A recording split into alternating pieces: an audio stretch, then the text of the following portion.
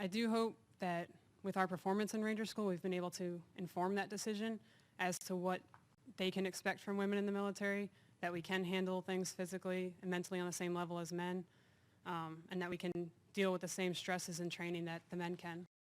It is a military milestone. Just 1 hour from now, those two will make history as the first women to graduate from Army's Elite Ranger School. Consider this. 400 started in that Ranger class back in April. 19 of them were women and 2 will graduate this morning along with 94 men. So joining us this morning with a very unique perspective on the story, Marine Corps combat veteran Nathan Fletcher. Nathan, good morning. It's been a while since I've seen you. It's good to see you. I would not mess with either one of those women. I just want to say for the record. I saw their picture. I'm like, dang, I'll go anywhere I need to be protected, right? Okay, this is a pretty big deal. When the news broke, and I even put it up on my social media sites to just see what people had to say about this. And there are people on both sides of the fence. So let's first go back and talk about this. This has been years of tradition, women not being in like combat roles or whatnot. Where does all this even come from? Why can't women be in certain parts of the military? Well, that's what so many of us have said, because women have clearly been serving in combat. They've died in combat. They've died in Iraq. They've died in Afghanistan. They've been decorated for valor. So we aren't really having a debate about women in combat. We're having a debate about a segregated military that says even though you might be able to physically qualify, academically qualify, mentally qualify, we're going to segment off certain jobs and say because of your gender you're not there. And so many of us have said, if you can meet the standard, we're going to measure you on your courage, we're going to measure you on your character, not on your gender, just like we don't measure you on your ethnicity or your sexual orientation. And so it's time to break down these last official barriers. So I remember reading a few of the comments that were on my Facebook page, and didn't have time to confirm to see who was making those comments, but they claim to be from the military, these people. And they said, you know what, until you're on the front lines yourself and you're in battle, don't make this judgment, women power, women can do anything.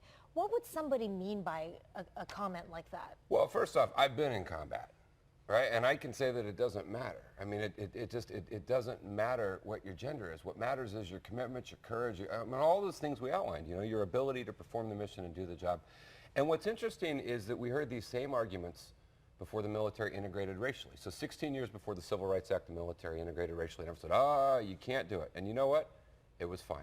And then you remember a few years ago, right, when a lot of us said we need to end the discriminatory policy of don't ask, don't tell, let people serve openly and honorably. There was all of this dire consequences and predictions, and you know what happened? Nothing. No morale problems, no discipline problems, no problems getting troops. Then what's the problem? What's the problem? Well, change is hard. Change is hard and change is difficult, and people hold to these old stereotypes and these old cultural institutions. Is that what you think it is? It's this tradition and these, you know, small maybe group of people that want things to be a certain way? A certain way, and they don't want to change, and change scares them. But that's why we've got to keep making the point that in the American military, we've always said we measure you on your individual ability. Now, there has to be the same standard. I firmly believe we can't have one physical standard for women, one for men. It's got to be the same standard. But these two women met the same standard, and they graduated with distinction. They'll be great Army Rangers. And I think we'll look back a year from now, and we'll be like, gosh, what was that all about? What was that all about? And that's what happened with race, and that's certainly what happened with sexual orientation. And I think it'll be the same case here. The Navy SEALs also having a discussion now. The Navy SEALs said women can come. I mean, if the Navy SEALs can do it, then we can do this. And I actually saw, when I was in combat, I was a human intelligence collector, and I was in a male-only job. What is that? We were a combat arms MOS. So we would go out and collect information on where the terrorists were, and then we'd go catch them.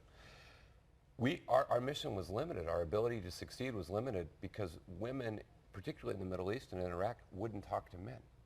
And so there would be women that had valuable intelligence, valuable information, and if I'd had a woman serving alongside me, we would have been able to more safely accomplish our mission. So there's a lot upside. I think this is a great day. I think these are two pioneering women, and I think there will probably be a lot of young girls across that will have posters of women Army Rangers on their wall. Before I let you go, Nathan, for anybody that, even though it seems like it would be the minority, the critics that say this is just not a good idea, what would you say to them?